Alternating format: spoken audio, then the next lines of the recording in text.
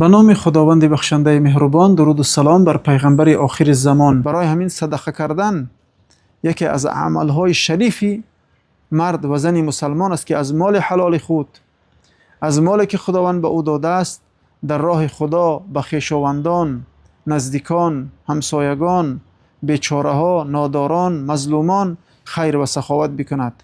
خداوند همیشه خیر و سخاوت را پیشه و رفیق ما و شما بگرداند و هر روز صدقه کردن را به ما و شما از فضل و کرمش نصیب بفرماید و قبول بکند. و رأیت رجلا من امتی یکلم المؤمنین ولا یکلمونه فجاءته صلته لرحمه فقالت یا معشر المؤمنین إنه كان وصولا لرحمه فكلموه فكلمه المؤمنون وصافحوه وصافحهم.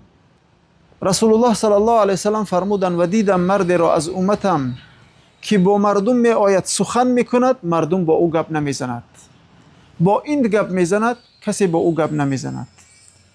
یعنی بسیار غمگین و محزون شده است که کسی با او سخن نمی کند. در این لحظه صله رحم، یعنی که نیکی به خویشاوندان آمد و به مسلمانان گفت که ای جماعه مسلمان ها، این مرد در حیات دنیا به خویشاوندانش نیکوکار بود، به خویشاوندانش نیکی میکرد، با او گپ بزنید. پس میگوید مسلمانان با او گپ زدند و با او سلام کردند و او هم با مسلمانان سلام نمود. یعنی انسان وقتی که در حیات دنیا کسی با او گپ نزند، کسی با او سلام نکند، بسیار غمگین و بسیار ناراحت و از حیات دنیا ملال می شود. اما کسی که صله رحم دارد، دوستی و غمخواری و خوبی و نیکی مسلمانان را هم در دنیا و هم در آخرت می بیند. و رأیت رجلا من امتی قد احتوشته الزبانیة فجاءه امره بالمعروف و نهیه عن المنکر فاستنقذه من بین ایدیهم و ادخله فی ملائکة الرحمه. و دیدم مرد را از امتانم که ملائکه های عذاب او را فرا گرفتند تا عذابش بکنند. در این لحظه آمد امر معروف و نهی منکر، یعنی در دنیا این شخص امر معروف و نهی منکر میکرد، یعنی به کارهای نیک مردم را امر میکرد و از کارهای بد و گناه باز میداشت.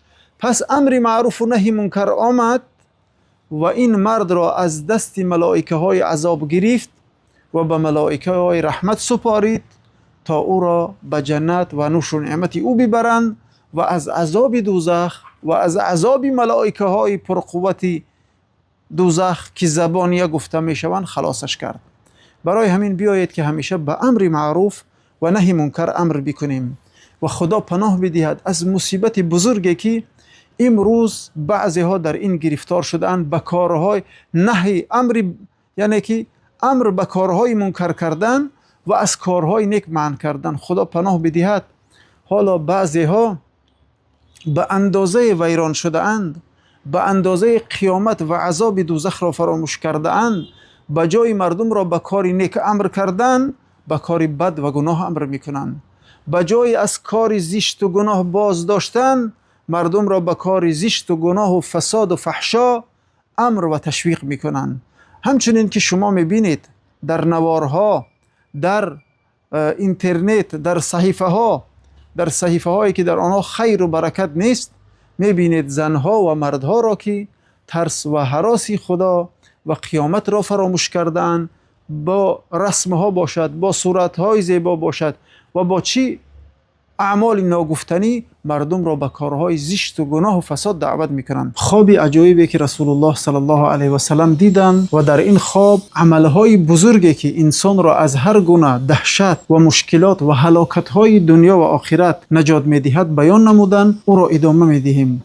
و رأیت رجلا من امتی جاسیا علی رکبتیه و بینه و بین الله حجاب فجاءه حسن خلقه فأخذ بيده فأدخله علی الله عز وجل. و دیدم مردی را از امتانم که دو زانو بر زمین زده است و بین او و بین پروردگار حجاب است. اجازه داده نمی شود که خداوند جل جلاله را جمالش را تماشا بکند. پس آمد آداب و اخلاق خوبی که با او در دنیا با اهل عیال، با شوهر، با دیگران معامله میکرد، این آداب و اخلاق خوبش آمد و پرده های حجاب را یک طرفه برد و او را به دیدار پروردگار مشرف کرد. و رأیت رجلا من امتی قد ذهبت صحیفته من قبل شماله فجاءه خوفه من الله عز وجل فاخذ صحیفته فوضعها في یمینه. و دیدم مردی را از امتانم که نامه اعمال او را، دفتر اعمال او را میخواستند با دست چپش بدهند تا به دوزخ برود و عذاب بشود. در این لحظه ها میگوید آمد ترس خدا، پس گرفت دفتر اعمال را و به دست راست او داد. یعنی ببینید ترس خدا چقدر خیر و برکت دارد که انسان را از دوزخی شدن در این لحظه، ترس خدایی که به سبب او ظلم نمیکرد، گناه نمیکرد، به کارهای فساد و فحشا نمیرفت، حق کسی را نمیخورد، کسی را تهمت و بهتان در حقش نمیگفت، این ترس خدا آمد و این مسلمان را نجات داد. و رأیت رجلا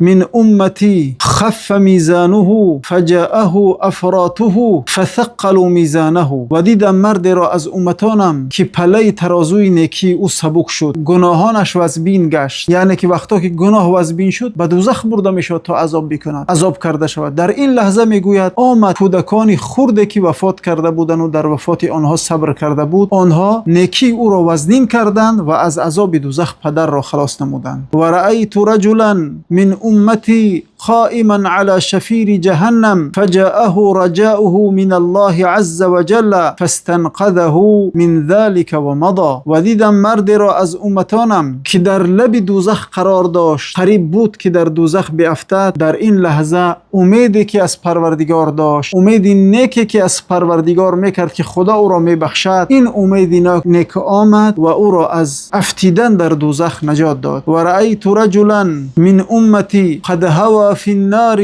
فجاءه دمعته التي بكى من خشية الله عز وجل فاستنقذه من ذلك. و دیدم مرد را از امتانم که در آتش دوزخ افتاد، یعنی به سوی آتش دوزخ افتیدن را آغاز کرد. در این لحظه آمد گریه هایی که از ترس خدا میکرد در دنیا، گریهش او را نجات داد و از افتیدن در دوزخ او را خلاص نمود. یعنی برای همین گریه ها باید کرد، از ترس خدا، از کوتاهی در طاعت و عبادت، از کمبودی ها گریه ها باید بکنیم تا باشد که این گریه ها ما و شما را در روز قیامت از افتیدن در دوزخ نجات بدهد. و رأیت رجلا من امتی قائما على الصراط يرعد كما ترعد الصفعة في الريح في ريح عاصف فجاءه حسن ظنه بالله عز وجل فسكن روعه ومضى. و دیدم مرد را از امتانم که در بالای صراط، یعنی به این طرف و آن طرف، به افتیدن میل میکند، قریب مانده است که به دوزخ بیفتد. در این لحظه ها میگوید آمد گمان خوبی که به خدا داشت او را آرام کرد و در پل صراط استوار نگاه داشت و آزادانه به طرف جنت حرکت کرد. و رأیت رجلا من امتی یزحف علی الصراط یحبو احیانا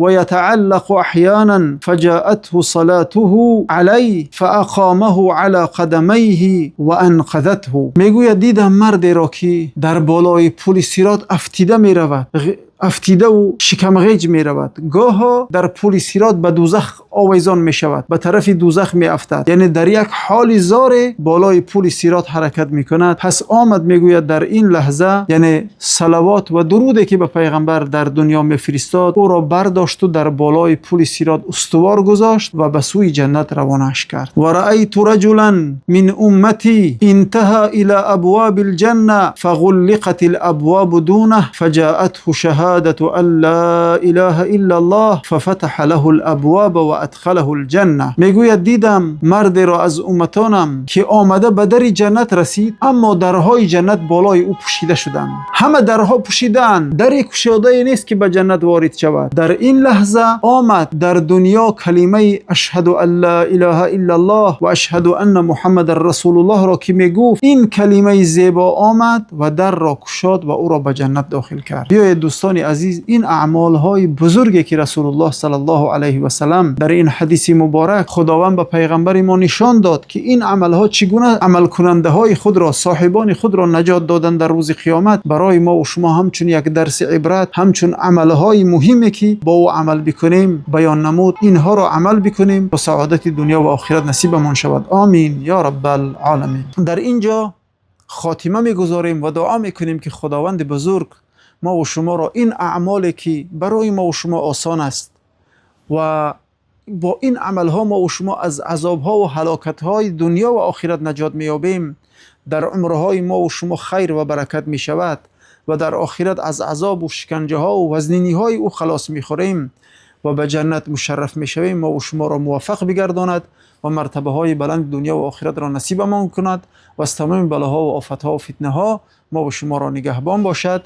و از شما خواهش دارم که در پند و نصیحت مردم و نشر کردن چنین یعنی نوارهای سازنده سهمگزار باشید و این چنین در دستگیری قنات بنده تا این که باشد که سبب شریک شدن ما و شما در این صدقه جاریه، دعوت و پند و نصیحت و رسانیدن او شریک باشیم. آمین یا رب العالمین.